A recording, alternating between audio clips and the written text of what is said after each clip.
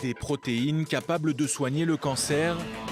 C'est en tout cas ce qu'affirme ce ponte de la biologie de l'Institut israélien de la technologie, le Ternion. Le professeur Aaron Tchechanover, prix Nobel de chimie en 2004, et son équipe de chercheurs ont fait une découverte extraordinaire.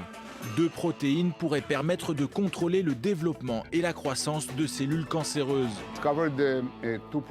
Nous avons découvert 2 protéines qui sont liées entre elles et qui s'activent l'une avec l'autre. Et quand elles se retrouvent dans des cellules cancéreuses malignes, des tumeurs, elles empêchent le cancer de grandir, elles suppriment le cancer. À basse concentration, ces protéines, que le corps humain produit de façon naturelle, sont paradoxalement à l'origine de nombreux cancers. A l'inverse, une concentration élevée de ces protéines dans une tumeur maligne détruit les cellules cancéreuses. Le syndrome du Dr Jekyll et de Mr Hyde, comme l'appelle le professeur. En fait, quand ces protéines se trouvent être en faible quantité, c'est Dr Jekyll, car cela favorise le cancer. En grande quantité, cela devient Mr Hyde.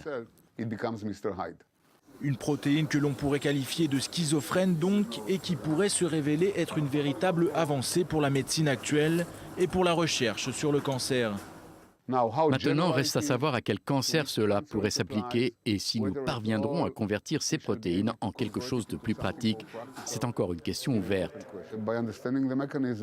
C'est un mécanisme que nous avons encore besoin d'étudier, mais nous espérons qu'un jour viendra, peut-être, où nous pourrons faire bénéficier le monde d'avancées thérapeutiques concrètes.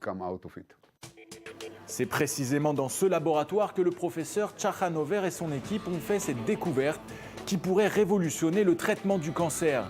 Mais la recherche sur ces protéines capables de contrôler le développement d'une des maladies les plus mortelles de l'histoire de l'humanité se trouve à un stade préliminaire et doit encore se poursuivre. Quelques années seront nécessaires avant de pouvoir mettre au point un traitement et ainsi sauver près de 8 millions de vies à travers le monde chaque année.